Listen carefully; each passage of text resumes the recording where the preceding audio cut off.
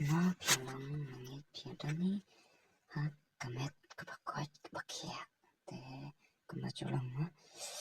thế ngân một bên ông cũng nè bà họ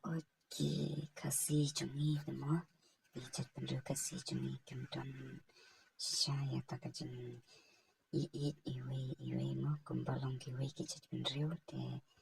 là ta mi lệ cái cam mà cái bà cam tâm cũng mangili ki batang chưa sedang mo ya kan kanega kan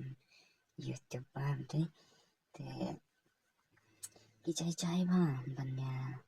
subscribe like share ne comment kun ta ter te bani mo ki chat ban ro ka si chungi ki shat long bit kun ne long kun ki ki chat ban ro ha ba le ka kam ka ba le la ka dei ka ba ban Shibun bat ki ba ya rap lang na la banta jangki hindai ki chat baru kasi jungi pade ladang ile ya kam ka ba em kidang kalong kumban isi te bat lada ya kam ladang ile ka kam ka ba kam yo ma ka ba kam snil banta terte bun mai ki ba ajing kersan te kumna shu pengen ma balikin ba ki yalang na bekum mentama naruh ngan iha kan ka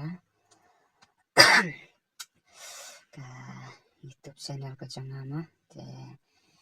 ki bapet bat ki bompet ma ki bun ki bapet te andre ya ka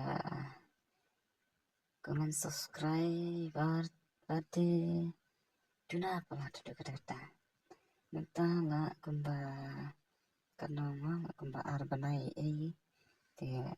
tang kat nai pe tang san pu a subscriber te pe ka view pate bun hi ka view pate kat nai pe ka mission pe ka like tu kumni comment kum tu share kum tu toni ki ba share tang ba kimi daily ba kim dayarat tante yang ki para kasimo doni ka por kalan bangan sa shoot no yaki ma wala ka de ke jinglot ma lada ki patpa perlok projor ke jong ni ki kasi ma lada ki la ban ai jing kersan ma te sadang la hi tharai nang ne sakma ba ndai menta pate empat sekolah nomor ba empat don ma ki nang yarat te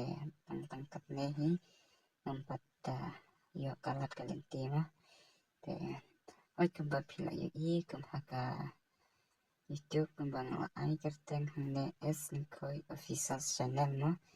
te shibon hi ki ba jupet ki video ki ba yo ma hapo irang karel bun ki ba pet tang ban subscribe pati tuna ba ban subscribe te to compare ngai da pin saya subscribe lam hi nakabanta kajanga ru te nakabanta jumpiru iwe la da pi don kamon banle ek ma pinsanang kyo sprang hasia subscribe lam ya ka channel kajanga ru ba kanang ngan pi shu nang bangandang ang sawa ban panmi ya ki story film ma ki serial film panta tartal te kubleshe jarmo asikan ruba